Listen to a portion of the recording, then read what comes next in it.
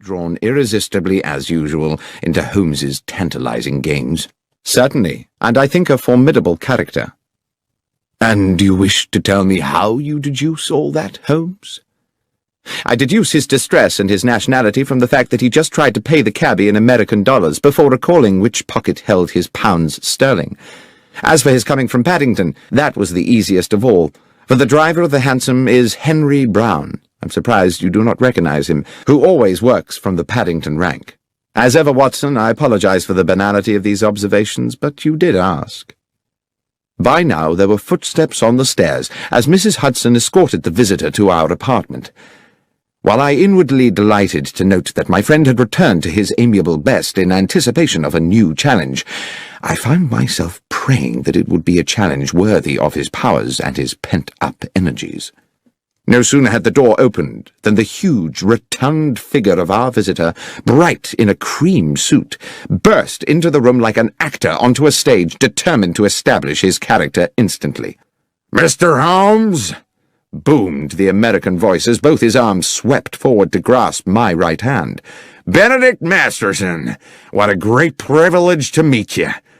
"Delighted, but I am Dr. John Watson," I replied.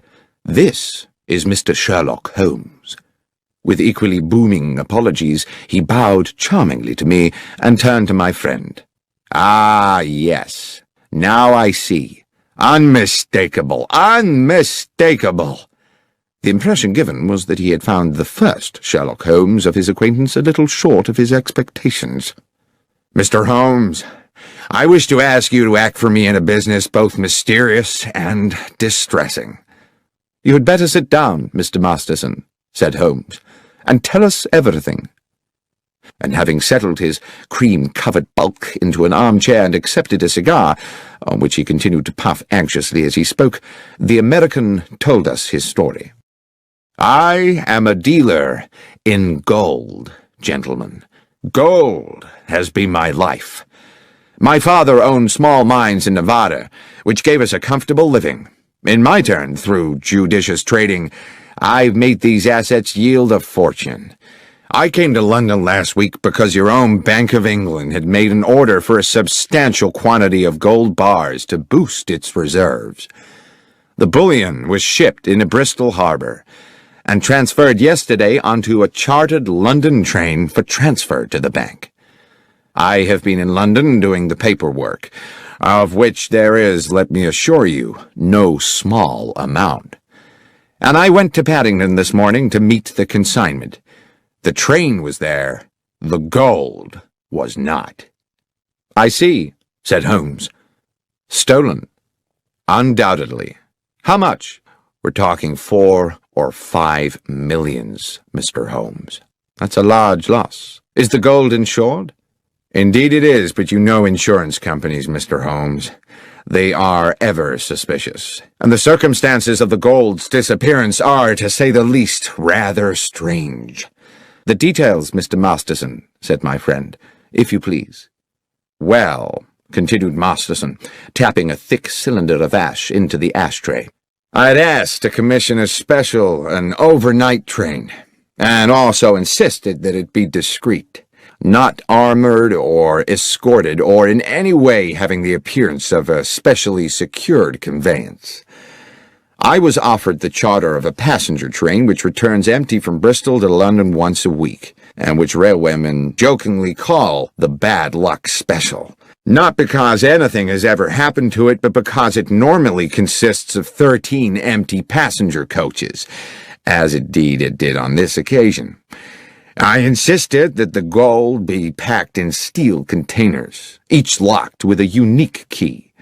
You will appreciate that gold itself, gentlemen, is a weighty metal, so each box contained only as many bars as would enable the containers to be carried. In order to prevent the possibility of them being removed from the moving train, I ensured that while they were small enough to go through the open carriage door, they were too large to pass through the windows, even with the windows slid down to their largest aperture. I then arranged for the doors of the bullion carriage to be locked from the outside so they could not be opened until the train reached London. The train was empty then, apart from the driver and fireman of the locomotive? No, Mr. Holmes. It is railway practice for all trains to have a guard, a practice I was very happy to comply with, since it meant my consignment would have an overseer throughout its journey, and to this end all the steel cases were loaded into the last coach of the train, coach 13, where the guard could keep a constant watch on them. The man employed for the job was a Mr. Lyons, Mr. John Lyons, a mature and trusted employee of the railway company.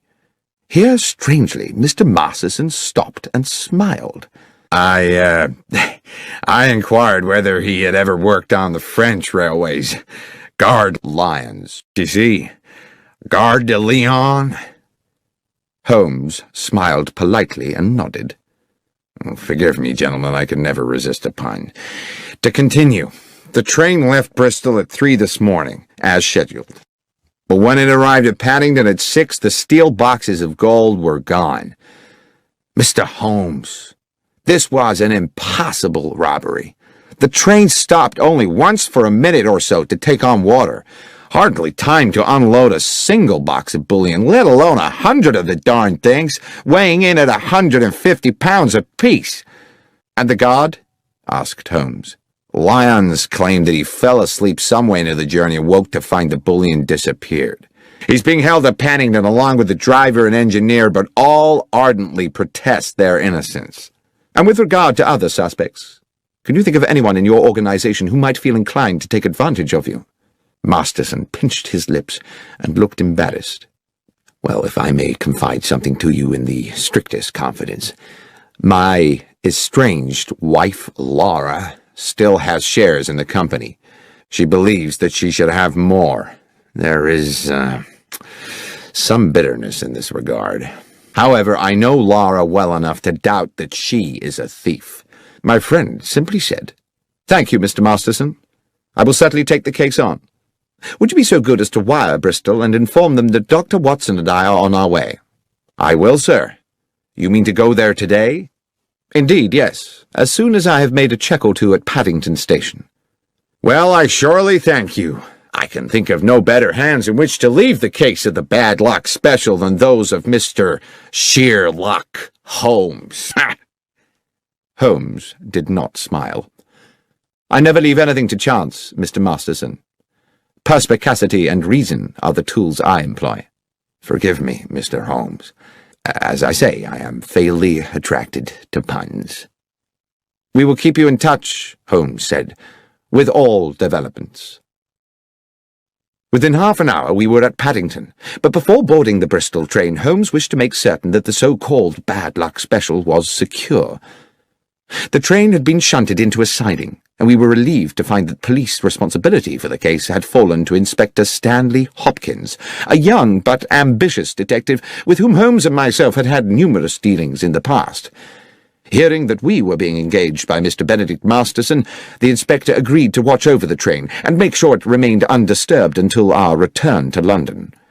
It was still raining when we arrived at Bristol, where we met the station foreman, George Willits, an amiable man in his 50s, who gave the comforting impression of having been in his job for a lifetime and knowing the whole business inside out. Willits had been on duty the previous night and took us directly to the goods platform from which the bullion train had left. Though he did his best to be of assistance, he looked painfully weary.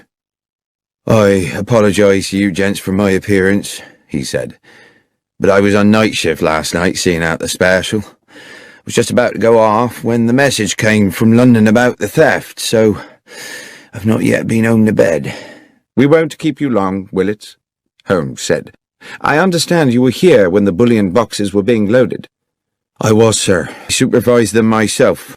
Watched them being lifted into the Guards Carriage at this very spot, before I sent the signal to bring in the rest of the train." "The Guards coach was not connected to the train while it was loaded." "That's right, sir. The rest of the train was shunted out of the siding and coupled up just before she was due to leave." "And who brought her in?"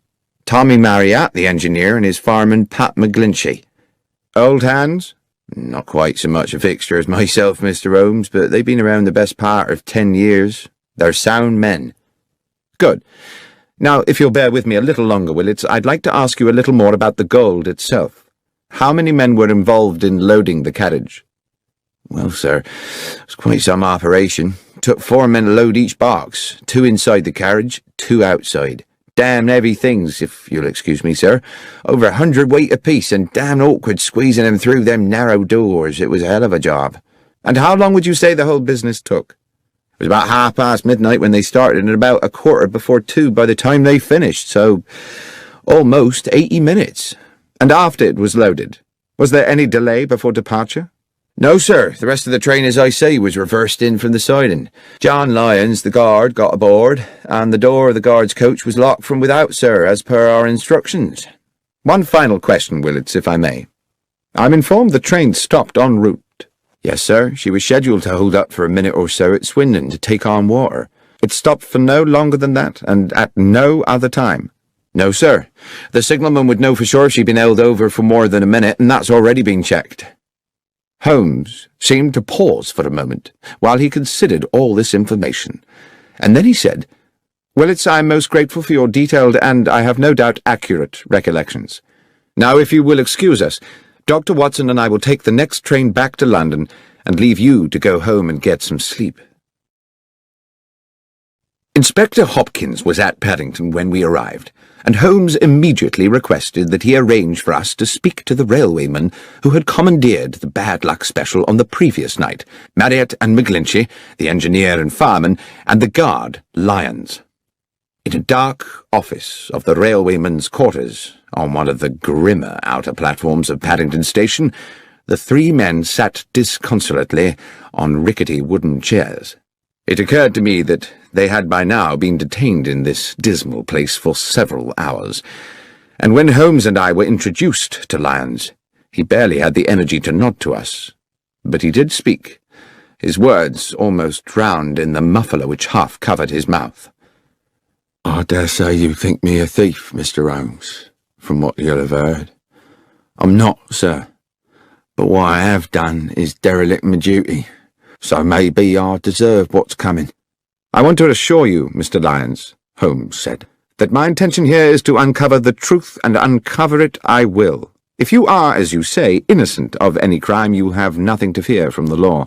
But tell me how you think you failed in your duty." "Well, I were meant to keep me eye on the shipment, sir, weren't I? But I fell asleep. It's not something I make a habit of, but this time I did." "And woke to find the bullion gone?" "A nightmare, sir. I suppose I should have stopped the train with a pull cord, but I was in a bit of a daze." "How long do you think you slept?"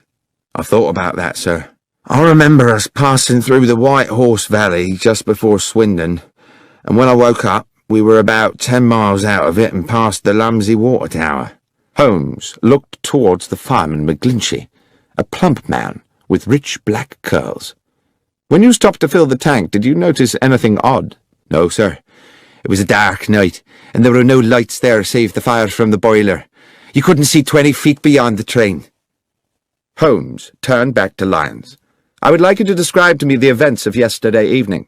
"Well, sir, I wasn't due to start my shift until 1 in the morning, so around about 12 I had a brown ale in the railwayman's canteen and collected some sandwiches and a can of tea for the journey."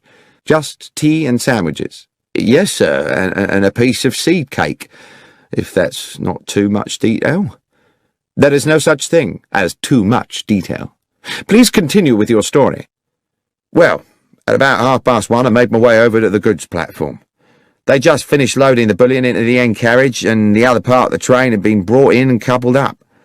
A gentleman in a suit gave us final instructions. To the engineer and fireman Tommy and Pat here, he said the train was cleared to London, with just the one brief water stop, which was under no circumstances to take more than 3 minutes, and if there should be an emergency, they weren't to leave the cab.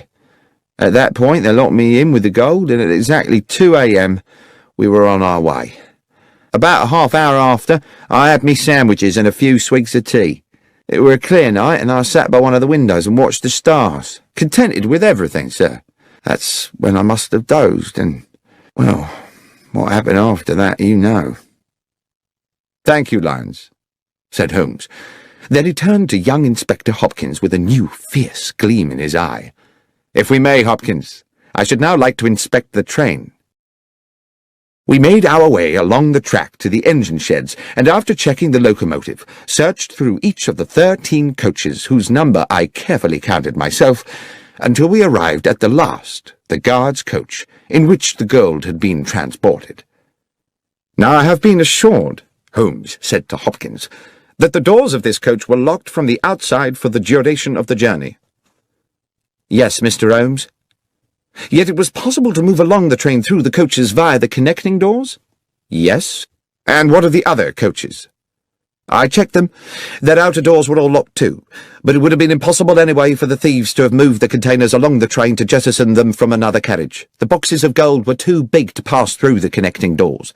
All that had been carefully calculated." "But is it quite certain," I ventured, "that the boxes could not have been opened and the gold removed bar by bar?" "Quite certain," said Hopkins. "Not without the original keys. They were unique to each box." "Besides, Watson," said Holmes, "if the boxes had been opened here, then, with or without the gold, they would still surely be here now. Speaking of which, Hopkins, the carriage is just as it was found when the doors were first opened this morning."